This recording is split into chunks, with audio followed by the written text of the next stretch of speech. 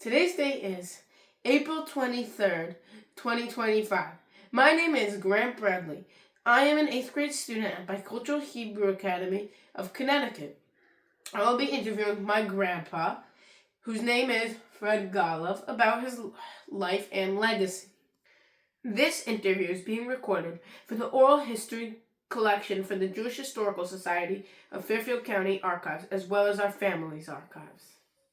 Over the next 15 minutes or so, I will ask you questions that will help me learn more about you and our family's history, especially our Jewish history. If you can't answer a question, just say so and we can move on to the next. Also, if you'd rather not answer a question for any reason, just tell me that. I want this to be fun and for you to feel comfortable at all times. Are you ready? Yes, and thank you. Let's start with you telling me your full name. Fred Stanley Golov. Who were you named after, if you know? My great-grandma, Frida Saperstein. Okay. Do you have a Hebrew name, and what is it? Ephraim Simcha Ben Yitzchak. Nice. In a class I have been taking for the last few weeks with a few Jewish Historical Society members, I have been learning about the immigration of Jews to the U.S. and other places. Do you know where your parents or family immigrated from? Yes. Where? It's now actually in Belarus, but I think it was in Russia or in the Ukraine, one or the other. My four grandparents came from two different places. Two from Minsk and two from Pinsk. Minsk is a major city, over 1 million people. They came from Minsk, Gubernia, which is the suburbs. Okay. And do you know what it was like before they immigrated to the United States? Middle 1890s. Mm. And by the way, the two who came from Minsk never got married, and the two came from Pinsk never did. Interesting. Okay. Do you have any stories about like Jewish life there? Yes. Any short stories? They all spoke Yiddish, for one thing. Cool. And they were kosher at home, and all that kind of stuff. So it looks like being kosher in our family dated way back. Yes. Okay. Did your parents or anyone in your family or our family experience or were they affected by the Holocaust or pogroms? And if they were, how was that? I don't really know. They came here in 1890 something. Yeah. And the Holocaust was many years later. Mm-hmm. And they weren't there, thank God. Okay. And I think they were sort of fleeing from persecution. Mm-hmm. Fiddler on the Roof sort of is their story. Both of them. Can you tell me anything about our family's immigration to maybe the United States?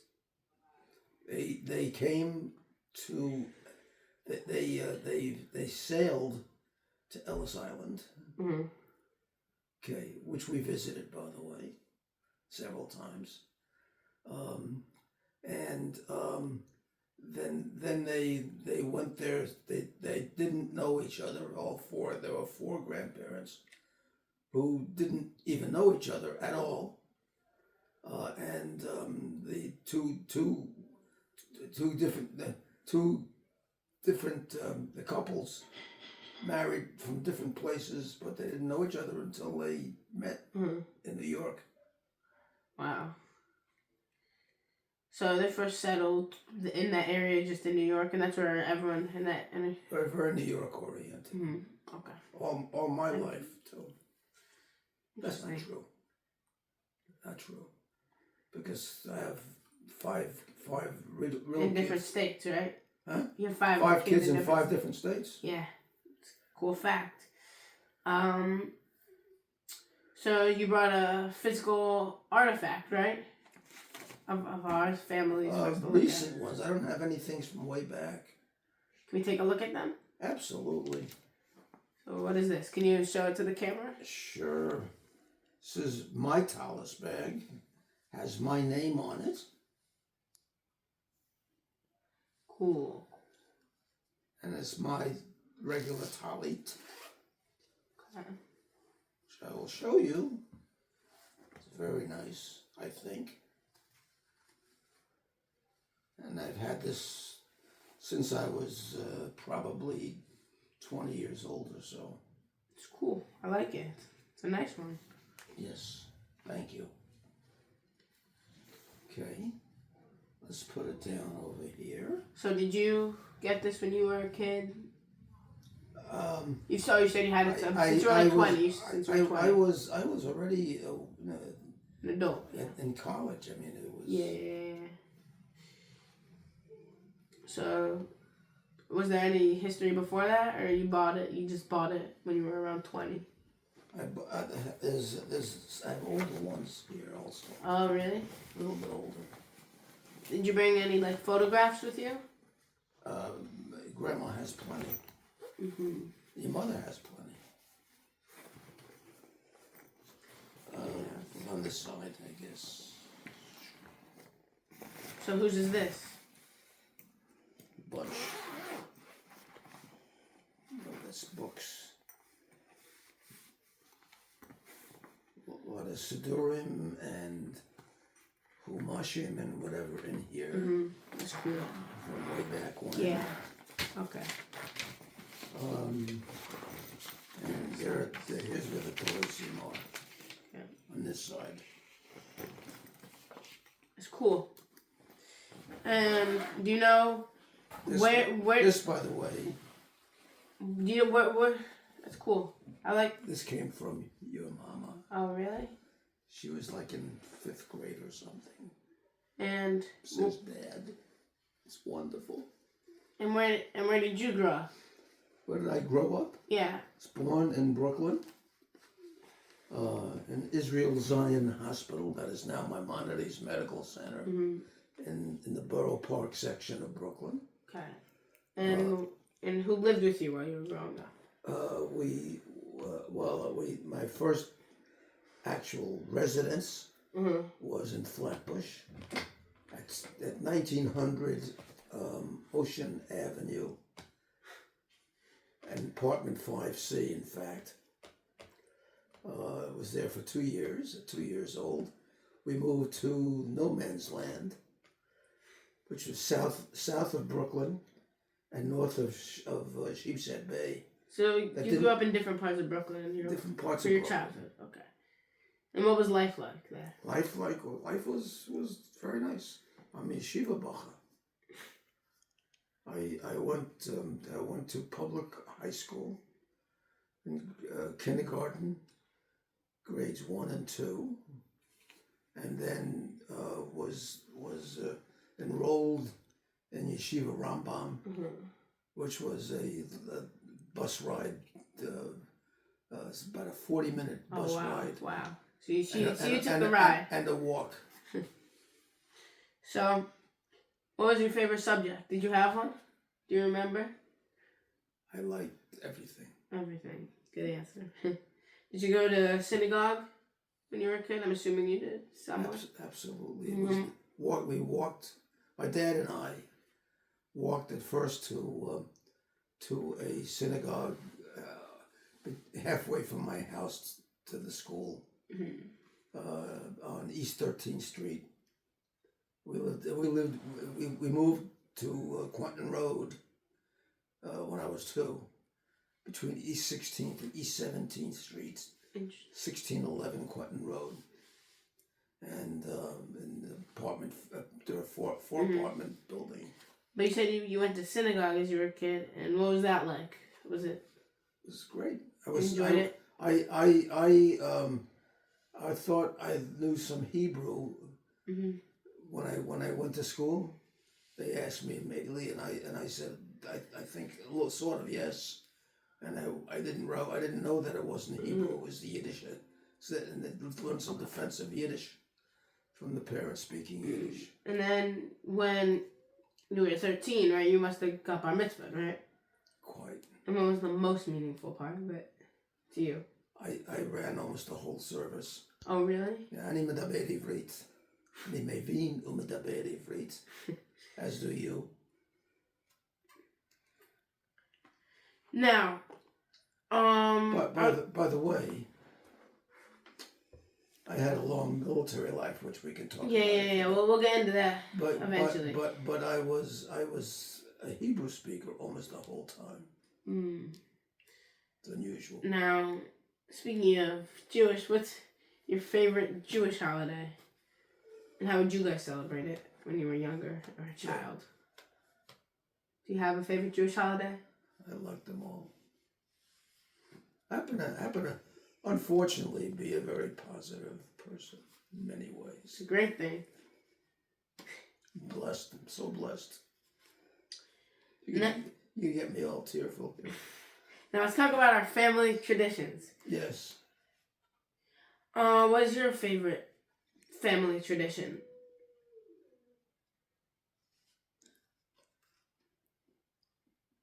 So many. I mean, it's difficult because it's a hard one to answer. The all the holidays are wonderful. Shabbat is wonderful.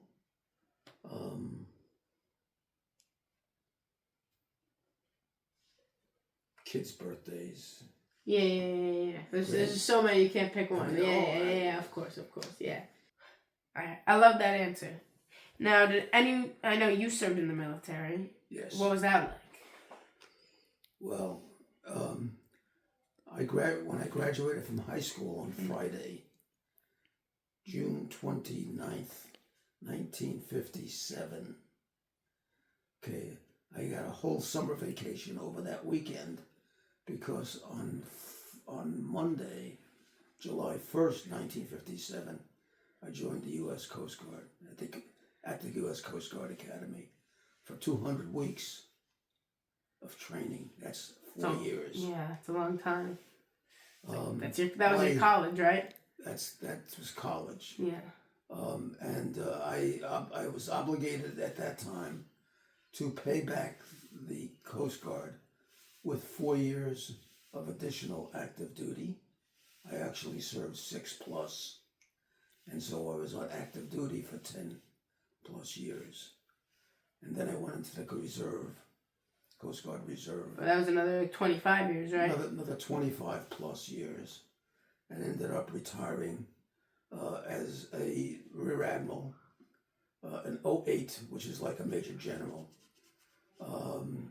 in 1992.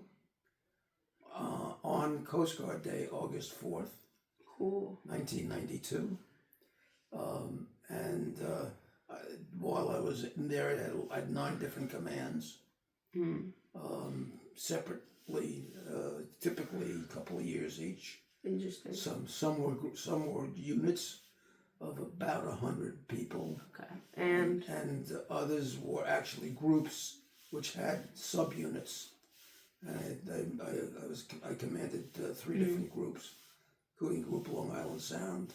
And I heard you have another artifact that you wanted to bring. And I have this very different artifact, which is my class ring. Okay, that I got at graduation. Oh, can you show it to the camera? And I later had a friend who was doing rings at a business that I was consulting at, and she had it engraved for me with this, which you can read. It says Bayah. Be'ezrat Hashem. Where? Oh, yeah, it's cool. Be'ezrat Hashem. Which means the help of God is it's how to survive that whole experience. Be'ezrat Hashem. It's cool. I think that's the only ring that's like that from anywhere, probably even Yeshiva University. That's a cool artifact. So I know we just talked about your experience in the military and how you have had a connection to it, and you still have a deep connection to it. but I heard that you have a Jewish connection to the military and did some big things there. Yes. Right. What is that? I actually, at the Coast Guard Academy, founded a Jewish chapel committee that didn't exist before, Mm-hmm. and became the first president of that society. And as the yearbook editor-in-chief, award-winning yearbook editor-in-chief, Tide Rip 61, I included it in there. You made sure that it was in there on Jewish Hillel. Right there. You should. In fact, You wanted to show the pride. You ought to probably take the book and take a picture of it also. But I was far more into Judaism than my many other Jewish classmates, Mm-hmm. and they were less interested than I was in making all that I could for Jewish Coast Guard. Mm-hmm.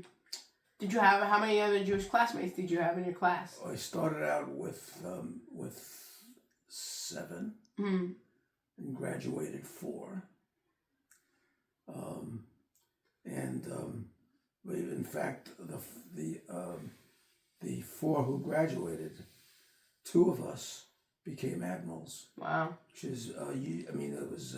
That's a big accomplishment. There's usually only 0, 1 or 2 admirals per class. And how many were in your class? My class graduated 119. Wow. Well, that's wonderful. It seems like you've done a lot for the military and especially for the Jewish community. And you really just brought a lot to it. That's a cool artifact, and I know you served a lot of time, and it was great. Now, also my grandma, or your wife, how did you meet her? I met her because she was my secretary in Manhattan. Really? Working for IBM. She had transferred there from having worked for IBM South Africa. Oh, so she was in South Africa? Was she in South Africa? She lived there for a number of years. Wow. Went with her brother, her late brother, Uncle Barney, and who went for a different reason that he went there, but they had relatives there. Her grandfather had step brothers and things there, and sisters, and so they were there for several years. And she went to work at one point for IBM. Actually, she got fired there from a South African company. It was actually a New Zealand company in South Africa. Mm-hmm. Now. And then IBM loved her because she's so good. Hmm. Now, you guys were both working at IBM, and what did you do to make a living during your adult life? Maybe even stay at home raising children, but I'm pretty sure you had a job or 2, right? I was, first of all, I was a futurist always. Okay, which is good because I really love everything. I was a systems engineer for IBM. I was a marketing trainee, marketing rep, senior marketing rep, marketing manager. Mm-hmm. She had a lot of jobs there. National account manager for 5 different national accounts, about 2 or 3 years each. Mm. And was actually, interestingly, a member of a 6-person Skunk Works started for the IBM Consulting Group in the 1988 and 1992. That's cool. So that's how you made a living, right? That's how I made a living. Okay. It's one of the many ways. And now we have one final question to wrap us up. Okay? Yes. You ready? Sure. All right. What advice do you have for future generations like me?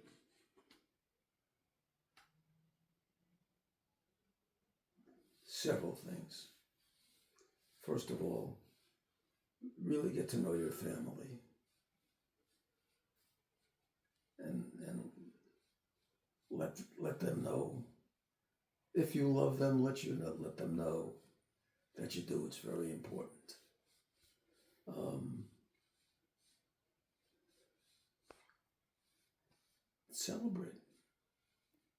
Celebrate everything, which is what we're doing right now.